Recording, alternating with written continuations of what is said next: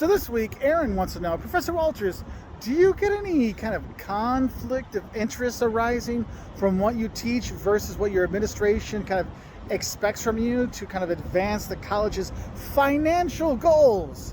Look, I know where this question came from because a lot of students in a lot of schools feel like they're just a tuition check and they're not necessarily a real person, and the school doesn't feel that they're a real person. They just feel that they're a number with a dollar sign in front of it.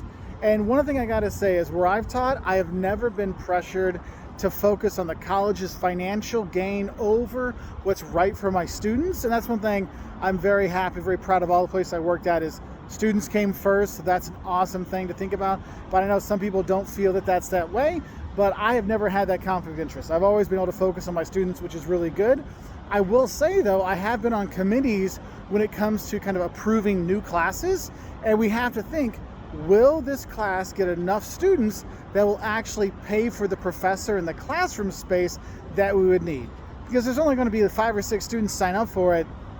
That's not going to justify it. We just can't afford it. So those times, sometimes the financial concerns do come in, but in terms of my actual in-class stuff, when I'm talking to students and recommending the next classes they take, no, I do not have any conflict of interest because I'm not pressured into doing that and looking at the financial side of it, which is awesome. So Aaron, thank you for the great question.